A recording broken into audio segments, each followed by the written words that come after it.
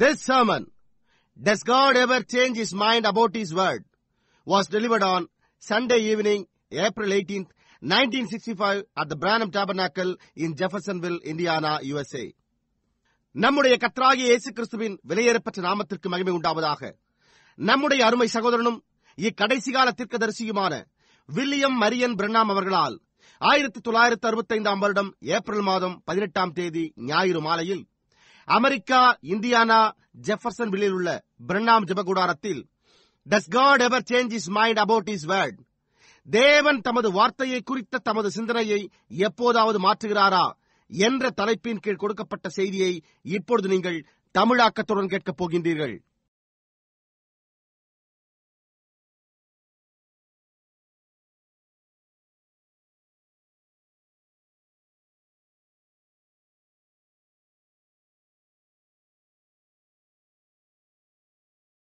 Father, we're about to read your word. Will you bless it and anoint it to our understanding? We ask in Jesus Christ's name. Amen. பிதாவே, நாங்கள் உம்முடைய வார்த்தையை வாசிக்கப் போகிறோம். நீர் அதை ஆசீர்வதித்து எங்களுடைய புரிந்து கொள்ளுதலுக்கு இதை அபிஷேகியும் என்று இயேசு கிறிஸ்துவின் நாமத்தில் நாங்கள் வேண்டிக் கொள்கிறோம். ஆமீன். The book of Numbers, the 22nd chapter and the 31st verse.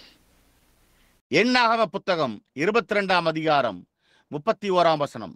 And the Lord opened the eyes of Balaam, and he saw the angel of the Lord standing in the way, and his sword drawn in his hand, and he bowed down his head and fell flat on his face. அப்பொழுது கர்த்தர் பிலேயாமின் கண்களை திறந்தார்.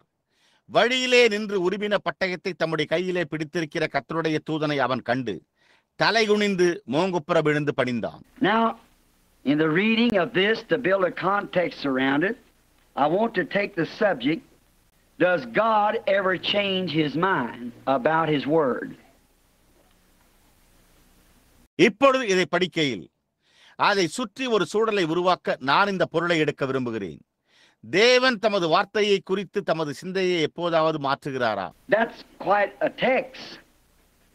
And it's a great truth that we ought to understand. Can God say anything and then say, I'm sorry I said it? Can God take his word back after he said it? அது முற்றிலும் ஒரு பாடப்பொருளாய் உள்ளது. அது நாம் புரிந்து கொள்ள வேண்டிய ஒரு மகத்தான சத்தியமாய் உள்ளது. தேவன் எந்த காரியத்தையாவது கூறிவிட்டு நான் அதை கூறியதற்காக வருந்துகிறேன் என்று கூற முடியுமா? அவர் அதை கூறின பிறகு தேவனால் தம்முடைய வார்த்தையிலிருந்து பின்வாங்க முடியுமா? Now, in this statement here, the reason I chose this statement was because it's one of the statements of the Bible that a reader. இப்பொழுது இங்கே இந்த அறிக்கையில் நான் இந்த அறிக்கையை தெரிந்து கொண்டதற்கு காரணம் ஏனென்றால் அது வேதாகமத்தின் கூற்றுகளில் ஒன்றான ஒரு வாசிப்பாளன் trying to see or try to say that God does change his mind. This would be more like he changed his mind than any place in the Bible I know of. காண முயல்வது அல்லது தேவன் தம்முடைய மனதை மாற்றுகிறார் என்று கூற முயற்சித்தார் என்பதாயிருந்தது. எனக்கு தெரிந்தவரை வேதாகமத்தில் அவர் தம்முடைய சிந்தையை மாற்றிக்கொண்டதாக இந்த இடத்தை தவிர வேறெந்த இடத்திலும் இல்லை. Because he told Balaam one thing and then told him another. And now many people has tried to make Balaam just a soothsayer or something. ஏனென்றால் அவர் பிலேயாமுக்கு ஒரு காரியத்தை கூறி அதன் பின்னர் அவனுக்கு மற்றொன்றை கூறினார். இப்பொழுது அநேக ஜனங்கள் பிலேயாமை ஒரு குறி சொல்பவராக அல்லது ஏதோ ஒன்றாக ஆக்க முயற்சித்துள்ளனர். But Balaam was not a soothsayer, he was a prophet of the Lord. ஆனால் பிலேயாமோ ஒரு குறி சொல்பவனாய் இருக்கவில்லை, அவன் கர்த்தருடைய ஒரு தீர்க்கதரிசியாய் இருந்தான். Now, we'll kind of get the outline of the message first. Israel was in their journey from going to Palestine, coming from Egypt. இப்பொழுது நாம் முதலில் செய்தியின் சுருக்கமான விளக்க காட்சியை பார்ப்போம். இஸ்ரவேல் பாலஸ்தீனாவிலிருந்து எகிப்திலிருந்து வந்து கொண்டிருந்த தங்களுடைய பயணத்தில் பாலஸ்தீனாவிற்கு சென்று கொண்டிருந்தனர். And the Lord was with them. And they were every enemy that raised up before Israel was moved out of the way. கர்த்தர் அவர்களோடு இருந்தார். இஸ்ரவேலர் தங்கள் வழியை விட்டு விலக்கப்படுவதற்கு முன்பாக எழும்பின சத்துருக்கள் யாவரையும், For God said He would send hornets before them and would drive out the enemy as long as they walked in obedience to His command. அவர்கள் அவருடைய கட்டளைக்கு கீழ்ப்படிந்து நடந்த வரையிலும் தேவன் அவர்களுக்கு முன்பாக குளவிகளை அனுப்பி சத்துருவை துரத்துவதாக கூறியிருந்தார். The job was never too big. The Amalekites, the giants of the day, meant nothing to Israel, though they were small men in stature, but they were walking in thus saith the Lord. அந்த வேலை ஒருபோது மிகப்பெரியதாக இருக்கவில்லை. அமலேக்கியர்கள், அன்றைய ராட்சதர்கள், இஸ்ரவேலருக்கு ஒன்றுமற்றவர்களாய் கருதப்பட்டனர். அவர்கள் உருவத்தில் சிறியவர்களாய் இருந்தாலும் அவர்கள் கர்த்தர் உரைக்கிறதாவது என்பதின்படி நடந்து கொண்டிருந்தனர். So, no matter what the opposition was, God always seen that His words of promise never failed Israel. எனவே எதிர்ப்பு என்னவா இருந்தாலும் பொருட்படுத்தாமல் தம்முடைய வாக்குத்தத்த வார்த்தைகள் இஸ்ரவேலரை விட்டு விலகவில்லை என்பதை தேவன் எப்பொழுதும் கண்டார். And Israel of the Old Testament is the type of the bride of the New Testament, coming up out of the world, marching on the road to Canaan, or the Canaan that we go to, the millennium. பழைய ஏற்பாட்டு இஸ்ரவேலர் புதிய ஏற்பாட்டின் மணவாட்டிக்கு ஒரு மாதிரியாய் இருக்கிறாள். உலகத்திலிருந்து வெளிவந்து கானானுக்கு இல்லை, நாம் செல்ல வேண்டிய கானானுக்கு 1000 வருட அரசாட்சிக்கு செல்லும் பாதையில் அணிவகுத்து செல்கிறோம். Now we notice Moab here is a type of the church. And Moab, they had just slew some kings and had routed the enemy. இப்பொழுது இங்கே மோவாப் சபைக்கு ஒரு மாதிரியா இருக்கிறதை நாம் கவனிக்கிறோம். அவர்கள் சில ராஜாக்களை கொன்று சத்துருக்களை முறியடித்து, killed off everything, possessed the land, and moved up by Moab. Now Moab was by no means a heathen nation. Moab was a nation that served the same God that Israel served. எல்லாவற்றையும் கொன்று போட்டு தேசத்தை சுதந்திரித்துக் கொண்டு மோவாபியரை குடிபெயர்ந்தனர். இப்பொழுது Moab எந்த வகையிலும் ஒரு அஞ்ஞான தேசமாய் இருக்கவில்லை. மோவாப் இஸ்ரவேல் சேவித்த அதே தேவனை சேவித்த ஒரு தேசமாயிருந்தது. And the land of Moab was originally started with Lot's son by his own daughter. Moab தேசமானது ஆதியில் லோத்தின் குமாரனாய் அவனுடைய சொந்த குமாரத்தியினாலே துவங்கப்பட்டது. And he, being the founder of this nation and had organized his celebrities and so forth and made a great nation out of it, and then multiplied and went on. அவன் இந்த தேசத்தை ஸ்தாபித்து தன்னுடைய புகழ் வாய்ந்தவர்களை ஸ்தாபித்திருந்தபடியால் அதிலிருந்து ஒரு பெரிய தேசத்தை உண்டாக்கி அவர்கள் பெருகி முன்னேறி சென்றனர். Now Israel was of the seed of Abraham, not of Lot. Israel come out of Isaac, Jacob. இப்பொழுது இஸ்ரவேல் ஜனங்கள் ஆபிரகாமின் வித்திலிருந்து வந்தவர்கள், லோத்திலிருந்து அல்ல, ஈசாக்கிலிருந்து யாக்கோபிலிருந்து இஸ்ரவேலர் வெளிவந்தனர். And Israel sprung out of those 12 tribes from Jacob, which was later called Israel because he wrestled with the Lord. And Moab here, யாக்கோபிலிருந்து வந்த அந்த 12 கோத்திரங்களில் இருந்தும் இஸ்ரவேலர் தோன்றினர். அது பின்னாளில் இஸ்ரவேல் என்று அழைக்கப்பட்டது. ஏனென்றால் அவன் கர்த்தரோடு போராடினான். மோவாப் இங்கே. Now in this, and you people out on the telephones, I want to first say that I do not wish to be critical, and I hope I'm not.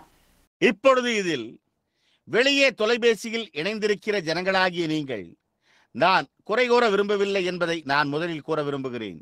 நான் இவ்வாறு இல்லை என்று நம்புகிறேன். But the message that's been given to me, I must be faithful to that message, or I'll be a hypocrite. See, I can't say no more than what I am sent to say. ஆனால் எனக்கு அளிக்கப்பட்டுள்ள செய்தி, நான் அந்த செய்திக்கு உண்மையுள்ளவனாக இருக்க வேண்டும். இல்லை என்றால் நான் ஒரு மாய்மாலக்காரனாய் இருப்பேன். பார்த்தீர்களா, நான் அனுப்பப்பட்டதை காட்டிலும் என்னால் அதிகமாக கூற முடியாது. And I am thinking that the great enemy of the Christian society today is the organized churches. இன்றைக்கு கிறிஸ்தவ சமுதாயத்தின் பெரிய சத்துரு ஸ்தாபன சபைகளே என்று நான் நினைத்துக் கொண்டிருக்கிறேன். I do believe with all my heart that it'll finally form into the mark of the beast, which I can prove that by the Bible with God's help. அது முடிவில் மிருகத்தின் முத்திரையாக உருவாகும் என்று நான் என் முழு இருதயத்தோடு விசுவாசிக்கிறேன். தேவனுடைய ஒத்தாசையோடு என்னால் அதை வேதாகமத்தின் மூலம் நிரூபிக்க முடியும் என்று நினைக்கிறேன். I have already done it. That it will form into the mark of the beast in the federation of the churches. Because God never did at any time ever recognize the ordained church, organized church. Never. He never did do it. நான் அதை ஏற்கனவே செய்திருக்கிறேன். அதாவது அது சபைகளின் கூட்டமைப்பில் மிருகத்தின் முத்திரையாக உருவாகும். ஏனென்றால் தேவன் ஒருபோதும் எந்த நேரத்திலும் ஒரு நியமிக்கப்பட்ட சபையை, ஸ்தாபன சபையை ஒருபோதும் அங்கீகரிக்கவில்லை. அவர் அதை ஒருபோதும் செய்யவில்லை. And every time that man made an organization, the Spirit of God left it and never did return again. Ask any historian. Or you may be a reader yourself. ஒவ்வொரு முறையும் அந்த மனிதன் ஒரு ஸ்தாபனத்தை உண்டாக்கி கொண்டபோது தேவனுடைய ஆவியானவர் அதை விட்டு சென்று மீண்டும் திரும்ப வரவே இல்லை. எந்த சரித்திர ஆசிரியரிடமும் கேளுங்கள். இல்லை என்றால் நீங்களே வாசித்து பார்க்கலாம். Never. When they organized, God laid it on the shelf, and that's where it went. It stayed from then on. They growed in members, but never awakening of the Spirit. Never, no more. ஒருபோதும் இல்லை. அவர்கள் ஸ்தாபனம் உண்டாக்கி கொண்டபோது தேவன் அதை அப்படியே விட்டுவிட்டார். அது அப்படியே இருந்தது. அது முதற்கொண்டு அது அப்படியே இருந்தது. அவர்கள் அங்கத்தினர்களாக வளர்ந்தனர். ஆனால் ஒருபோதும் ஆவியின் விழித்தெழுதல் அல்ல. ஒருபோதும், இனி ஒருபோதும் இல்லை. Moab here is a type of such, because they were a organized nation in their own land, like in their denomination. இங்கே மோவாப் அப்படிப்பட்டவர்களுக்கு ஒரு மாதிரியாக இருக்கிறது. ஏனென்றால் அவர்கள் ஒரு ஸ்தாபன தேசமாய் இருந்தனர். தங்களுடைய சொந்த தேசத்தில் தங்களுடைய ஸ்தாபனங்களில் உள்ளதைப் போலவே. And they had their own religions, and their religion was the same religion that Israel had. They were Moabites and believed in Jehovah God, but they was an organized group of people. அவர்கள் தங்களுடைய சொந்த மார்க்கத்தை உடையவர்களாய் இருந்தனர். இஸ்ரவேலர் கொண்டிருந்த அதே மார்க்கம் அவர்களுடைய மார்க்கமாகவே இருந்தது. அவர்கள் மோவாபியர்களாய் இருந்து யெகோவா தேவனில் விசுவாசம் கொண்டிருந்தனர்.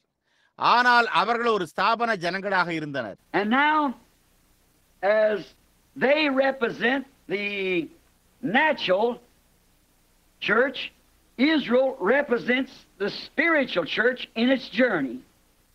இப்பொழுது அவர்கள் மாம்ச பிரகாரமான சபையை பிரதிநிதித்துவப்படுத்துகையில் இஸ்ரவேல் அதனுடைய பயணத்தில் ஆவிக்குரிய சபையை பிரதிநிதித்துவப்படுத்துகிறது. Now, Israel was not an organized nation. As long as they followed God, they were independent. They come up sojourners, no place to go. Wherever the pillar of fire went, they went with it. இப்பொழுது இஸ்ரவேல் ஒரு ஸ்தாபன தேசமாக இருக்கவில்லை. அவர்கள் தேவனை பின்பற்றின வரையிலும் அவர்கள் சுயாதீனமாய் இருந்தனர்.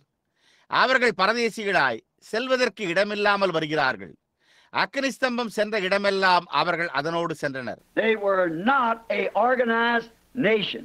They had an organism among them because circumcision gave them that under the commandment of God. அவர்கள் ஒரு ஸ்தாபன தேசமாக இருக்கவில்லை. அவர்களுக்கு மத்தியில் ஒரு கூட்டிணைவு அமைப்பு உண்டாயிருந்தது. ஏனென்றால் விருத்தச்சேதனம் தேவனால் உண்டாக்கப்பட்ட கட்டளையின் கீழ் அவர்களுக்கு அளிக்கப்பட்டது. But never an organized nation at this time. When they finally become an organized nation, that's where they fell and rejected their Messiah. ஆனால் இந்த நேரத்தில் ஒருபோதும் ஒரு ஸ்தாபன தேசமாக இல்லை. அவர்கள் முடிவிலே ஒரு ஸ்தாபன தேசமாக ஆனபோது அங்கேதான் அவர்கள் விழுந்து போய் தங்களுடைய மேசியாவை புறக்கணித்தனர். And now we find always that when these natural and spiritual spirits of churches and organizations meet, இப்பொழுது நாம் எப்பொழுதும் கண்டறிகிறோம், இந்த மாம்ச பிரகாரமான ஆவிக்குரிய சபைகளின் ஆவிகளும் ஸ்தாபனங்களின் ஆவிகளும் சந்திக்கும் போது there's always a clash. It's never failed to be so. It always clashes because we find that in there is a jealousy. எப்பொழுதுமே ஒரு மோதல் இருந்து கொண்டே இருக்கிறது. அது அவண்ணமாய் இருக்க ஒருபோதும் தவறியதே இல்லை. அது எப்பொழுதும் முரண்படுகிறது. ஏனென்றால் அதில் ஒரு பொறாமை இருப்பதை நாம் கண்டறிகிறோம். And there, in this jealousy, it causes carnal comparisons, impersonations. And we find it in the day as it was then. அங்கே இந்த பொறாமையில் அது மாம்சப்பிரகாரமான ஒப்பீடுகளையும் ஆள்மாறாட்டங்களையும் ஏற்படுத்துகிறது. அன்று இருந்தது போலவே இன்றைக்கும் நாம் அதை கண்டறிகிறோம். When God does something for an individual, everybody tries to copy just like God did for that person. See, it causes competition and it makes carnality. தேவன் ஒரு தனிப்பட்ட நபருக்கு ஏதோ ஒரு காரியத்தை செய்யும் போது அந்த நபருக்கு தேவன் செய்தது போன்று ஒவ்வொருவரும் பின்பற்ற முயற்சிக்கின்றனர். பாருங்கள், அது ஒரு போட்டியை உண்டு பண்ணுகிறது. அது மாம்சப்பிரகாரமானதை உண்டு பண்ணுகிறது. And then if they cannot, the other side, get the spiritual results, then they take it by a political power. அதன் பின்னர் அவர்களால் மறுபுறம் ஆவிக்குரிய பலன்களை பெற்றுக்கொள்ள முடியவில்லை என்றால் அப்பொழுது அவர்கள் அதை ஒரு அரசியல் வல்லமையினால் எடுத்துக்கொண்டு, or they substitute something to upset the people's minds to draw disciples after themselves. அல்லது ஜனங்களுடைய சிந்தனைகளை நிலைகுலைய செய்து சீஷர்களை தங்களுக்கு பின் எடுத்துக் கொள்ளும்படிக்கு அவர்கள் ஏதோ ஒரு பதிலியை உபயோகிக்கின்றனர். That's exactly what took place at the very beginning. As Cain and Abel, both boys here on earth, அதுதான் துவக்கத்தில் சம்பவித்தது.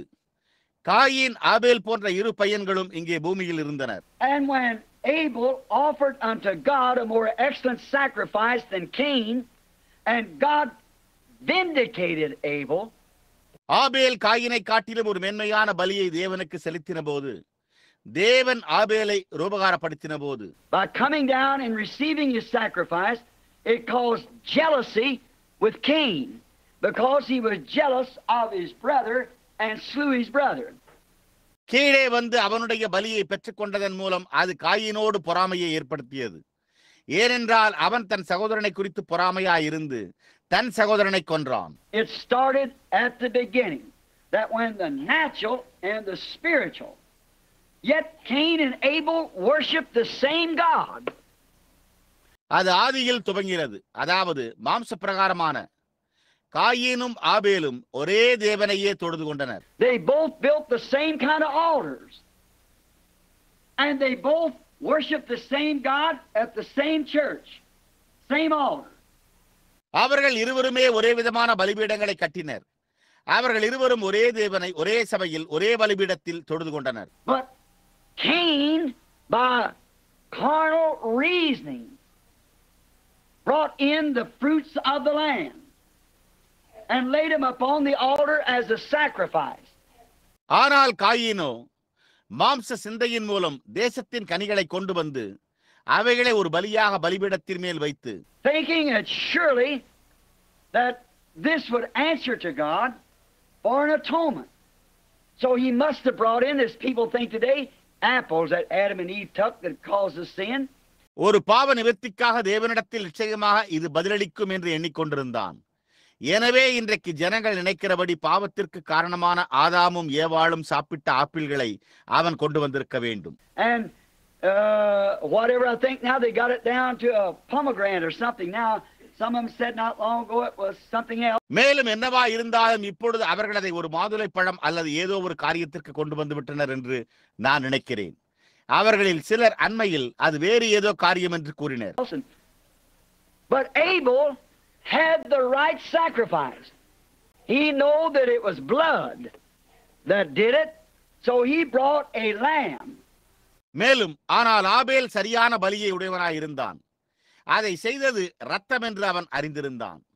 எனவே அவன் ஒரு ஆட்டுக்குட்டியை கொண்டு வந்தான். And when God received his, now Abel, by faith, by revelation, no other way, there was no Bible written. தேவன் இப்பொழுது அவனுடையதை, ஆபேலுடையதை விசுவாசத்தினாலே வேறு வழியின்றி வெளிப்பாட்டினால் பெற்றுக்கொண்டார். அப்பொழுது வேதாகமே எழுதப்படவில்லை. So you see, the beginning of righteousness is God's revealed truth. Amen. And the entire church of the living God is built upon that. Amen. ஆகையால் நீங்கள் பாருங்கள், நீதியின் ஆரம்பம் தேவனுடைய வெளிப்படுத்தப்பட்ட சத்தியமே. ஜீவனுள்ள தேவனுடைய முழு சபையும் அதன் பேரில் கட்டப்பட்டுள்ளது. Jesus one day coming off the mount said to his disciples, "Who does man say I the son of man am?" இயேசு ஒரு நாள் மலையிலிருந்து இறங்கி வந்து தம்முடைய சீஷர்களிடத்தில், மனுஷகுமாரனாகிய என்னை ஜனங்கள் யார் என்று சொல்லுகிறார்கள் என்று கேட்டார். One said you're Moses, and the other say you're Elias, and you're Jeremiah, or one of the prophets. ஒருவர் உம்மை மோசே என்றும் மற்றொருவர் உம்மை எலியா என்றும் நீர் எரேமியா என்றும் அல்லது தீர்க்கதரிசிகளில் ஒருவர் என்றும் கூறினர். He said, "But who do you say that I am?" அவர், ஆனால் நீங்கள் என்னை யார் என்று சொல்லுகிறீர்கள் என்று கேட்டார். That's when the apostle Peter, inspired of God, quickened by the Spirit, made that tremendous statement, "Thou art the Christ, the Son of the living God." அப்பொழுதுதான் அப்போஸ்தலனாகிய பேதுரு தேவனால் ஏவப்பட்டு ஆவியினாலே உயிர்ப்பிக்கப்பட்டு அந்த மகத்தான கூற்றான நீர் ஜீவனுள்ள தேவனுடைய குமாரனாகிய கிறிஸ்து என்பதை கூறினான். Notice the statement, "Blessed art thou, Simon, son of Jonas. Flesh and blood has not revealed this to you. My heavenly Father has revealed this to you. Thou art Simon. Upon this rock." அறிக்கையை கவனியுங்கள். யோனாவின் குமாரனாகிய சீமோனே, நீ பாக்கியவான். மாம்சமும் இரத்தமும் இதை உனக்கு வெளிப்படுத்தவில்லை, ஏன் பரலோக பிதா இதை உனக்கு வெளிப்படுத்தி இருக்கிறார். நீ சீமோன், இந்த கல்லின் மேல். What rock? Now the Catholic says upon Peter, the rock, little stone. And the Protestant says upon Christ, the rock. என்ன கல்? இப்பொழுது கத்தோலிக்கர் பேதுருவின் மேல் கல், சிறிய கல் என்று கூறுகின்றனர். புராட்டஸ்டன்ட்டுகளும் கன்மலையாகிய கிறிஸ்துவின் மேல் என்கின்றனர். Not to be different, but it was upon the revelation that Peter had who he was. No man can come to me, said Jesus, except my Father draws him, and all the Father has given me will come to me. வித்தியாசமாய் இருக்க அல்ல, ஆனால் அவர் யாராய் இருந்தார் என்று பேதுரு பெற்றிருந்த வெளிப்பாட்டின் பேரில் அது இருந்தது. இயேசு, என் பிதா ஒருவனை எடுத்துக் கொள்ளாவிட்டால் அவன் என்னிடத்தில் வரமாட்டான். பிதாவானவர் எனக்கு கொடுக்கிற யாவும் என்னிடத்தில் வரும் என்றார். Thou art Christ, the Son of the living God. நீர் ஜீவனுள்ள தேவனுடைய குமாரனாகிய கிறிஸ்து. Blessed art thou, Simon, son of Jonas. Flesh and blood has not revealed this to you, but my Father which is in heaven. Upon this rock I'll build my church, and the gates of hell can't prevail against it. Amen. Spiritual, revealed Word of God. யோனாவின் குமாரனாகிய சீமோனே, நீ பாக்கியவான். மாம்சமும் இரத்தமும் இதை உனக்கு வெளிப்படுத்தவில்லை, ஆனால் பரலோகத்தில் இருக்கிற என் பிதா இதை உனக்கு வெளிப்படுத்தினார். இந்த கல்லின் மேல் என் சபையை கட்டுவேன், பாதாளத்தின் வாசல்கள் அதை மேற்கொள்வதில்லை. ஆவிக்குரிய வெளிப்படுத்தப்பட்ட தேவனுடைய வார்த்தை. Notice, Abel by faith in God offered a more excellent sacrifice, and the carnal believer thought that it was the works of his own hands. கவனியுங்கள், ஆபேல் தேவனில் உள்ள விசுவாசத்தினாலே அதைவிட மேன்மையான பலியை செலுத்தினான். மாம்ச பிரகாரமான விசுவாசி தன்னுடைய சொந்த கரங்களின் கிரியைகள் என்றும், that in his fruits and his beautiful offering that he brought that God would recognize, and it made a clash. அவனுடைய கனிகளையும் அவன் கொண்டு வந்த அவனுடைய அழகான காணிக்கையையும் தேவன் அடையாளம் கண்டுகொள்வார் என்று எண்ணிக்கொண்டான். அது ஒரு மோதலை உண்டாக்கியது. We find that Abraham and Lot had the clash. ஆபிரகாமும் லோத்தும் மோத வேண்டியதாய் இருந்தது என்பதை நாம் கண்டறிகிறோம். We find that Moses and Dathan, Korah had the same clash. மோசேக்கும் தாத்தானுக்கும் கோராவுக்கும் ஒரே விதமான முரண்பாடு இருந்தது என்பதை நாம் கண்டறிகிறோம். Moses, being an ordained prophet with the word of the Lord, vindicated that he was chosen to be their leader of the hour, and Abraham had promised all these things. மோசே கர்த்தருடைய வார்த்தையை கொண்ட ஒரு தீர்க்கதரிசியாக நியமிக்கப்பட்டிருந்தான். இந்த நேரத்துக்கான அவர்களுடைய தலைவனாக அவன் தேர்ந்தெடுக்கப்பட்டான் என்றும், ஆபிரகாம் இந்த எல்லா காரியங்களையும் வாக்குத்தத்தம் செய்திருந்தான் என்றும். And your Moses did exactly what God said it would take place. அது சம்பவிக்கும் என்று தேவன் கூறினதை மோசே சரியாக செய்தான். And Korah, being carnal, wanted to raise up an organization among them. He wanted to make a group of men. கோராகு மாம்ச பிரகாரமானவனாய் இருந்தபடியால் அவர்களுக்கு மத்தியில் ஒரு ஸ்தாபனத்தை உண்டாக்க விரும்பினான். அவன் ஒரு குழுவை உருவாக்க விரும்பினான். And God doesn't deal with people like that. It shows right there in that scripture a type of the journey today that organization is not what God ordains. தேவன் அப்படிப்பட்ட ஜனங்களோடு ஈடுபடுகிறதில்லை. அது சரியாக அந்த வேதத்தில் இன்றைக்கு பயணத்திற்கு ஒரு மாதிரியை காண்பிக்கிறது. அதாவது ஸ்தாபனம் தேவன் நியமித்துள்ளதல்ல. For as soon as Korah done it, he said to Moses, "You take too much upon yourself." In other words, the whole congregation's holy. Well, you say you're the only holy man. ஏனென்றால் கோராக அதை செய்தவுடனே அவன் மோசேயினிடத்தில் நீங்கள் மிஞ்சி போகிறீர்கள் என்றான். வேறு வார்த்தைகளில் கூறினால் முழு சபையும் பரிசுத்தமானதே, ஏன் நீ மாத்திரம் பரிசுத்த மனிதன் என்று கூறிக்கொள்ளுகிறாய்? You have no right to do any such as that. You try to make yourself somebody big. We're all holy. We're all God's children. அப்படிப்பட்ட ஒன்றை செய்ய உங்களுக்கு உரிமை இல்லை. நீ உன்னை யாரோ ஒரு பெரியவனாக ஆக்கிக்கொள்ள முயற்சிக்கிறாய். நாம் யாவரும் பரிசுத்தமாய் இருக்கிறோம். நாம் யாவரும் தேவனுடைய பிள்ளைகள் என்பதே ஆகும்.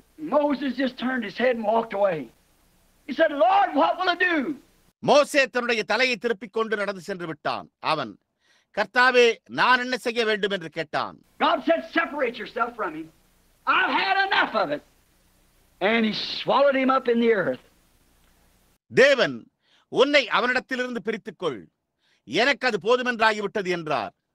அவர் அவனை பூமியில் விழுங்கினார். See, there was a clash. When the carnal and the spiritual meets, there's always a clash. When Judas and Jesus met, there was a clash. One the son of God, the other the son of Satan. பாருங்கள், ஒரு மோதல் உண்டானது. மாம்ச பிரகாரமானதும் ஆவிக்குரிய பிரகாரமானதும் சந்திக்கும் போது அங்கே எப்பொழுதுமே ஒரு முரண்பாடு உண்டாகிறது. யூதாசும் இயேசுவும் சந்தித்த போது அங்கே ஒரு மோதல் உண்டானது. ஒருவர் தேவகுமாரன், மற்றொருவன் சாத்தானின் குமாரன். Just like Cain and Abel, there was a clash when they met. One of them was a treasurer of the church and the other a pastor. காயீனும் ஆபேலும் சந்தித்தது போலவே அவர்கள் சந்தித்த போது ஒரு மோதல் உண்டாயிருந்தது. அவர்களில் ஒருவர் சபையின் பொருளாளராகவும் மற்றவர் ஒரு போதகராகவும் இருந்தார். And as now we come in this day to the same thing again. The carnal denomination to the spiritual bride of Christ. இப்பொழுதும் நாம் இந்த நாளில் அதே காரியத்திற்கு மீண்டும் வருகிறோம். கிறிஸ்துவின் ஆவிக்குரிய மணவாட்டிக்கு மாம்ச பிரகாரமான ஸ்தாபனம். The spiritual bride of Christ is so much different from the carnal organizations till there's no comparison in them at all. கிறிஸ்துவின் ஆவிக்குரிய மணவாட்டி மாம்ச பிரகாரமான ஸ்தாபனங்களில் இருந்து அவர்களுக்குள் எந்த ஒப்பீடும் இல்லாத அளவிற்கு மிகவும் வித்தியாசமானவளாய் இருக்கிறாள். Now notice, the natural always tries to type the spiritual. But as in Jacob and Esau, it will not work. It will not. இப்பொழுது கவனியுங்கள். மாம்ச பிரகாரமானது எப்பொழுதுமே ஆவிக்குரியதற்கு முன்னடையாளமாக முயற்சிக்கிறது. ஆனால் யாக்கோபிலும் ஏசாவிலும் செய்தது போல அது கிரியை செய்யாது, அது முடியாது. Now when it comes to doing good works, I believe that Esau actually was a better man than Jacob. In the sight of man, he tried to take care of his dad. He was blind, a prophet. இப்பொழுது அது நற்கிரியைகளை செய்ய வரும்பொழுது மனிதனின் பார்வையில் யாக்கோபை காட்டிலும் ஏசா உண்மையாகவே ஒரு சிறந்த மனிதனாய் இருந்தான் என்று நான் நம்புகிறேன். அவன் தன்னுடைய தகப்பனை கவனித்துக் கொள்ள முயன்றான். அவன் குருடாயிருந்தான், ஒரு தீர்க்கதரிசி. And all these things that he tried to do, but yet Esau didn't think about that being just carnal work. He thought he could get in by what he done, do something good for somebody, which was all right. அவன் செய்ய முயற்சித்த இந்த எல்லா காரியங்களையுமே பாருங்கள். ஆனால் அதே சமயத்தில் அது மாம்ச பிரகாரமான கிரியாய் இருந்ததை குறித்து ஏசா நினைக்கவில்லை. தான் செய்த காரியத்தின் மூலம் உள்ளே பிரவேசித்து யாருக்காவது ஏதாவது நன்மையை செய்ய வேண்டும் என்று அவன் எண்ணினான். அது சரிதான். But Jacob, his whole soul was to get that birthright. And that's what God recognized in him spiritual. ஆனால் யாக்கோபு அவனுடைய முழு ஆத்மாவுக்காக அந்த பிறப்புரிமையை பெற வேண்டியதாய் இருந்தது. அதைத்தான் தேவன் அவனுக்குள் ஆவிக்குரிய பிரகாரமாக அங்கீகரித்தார்.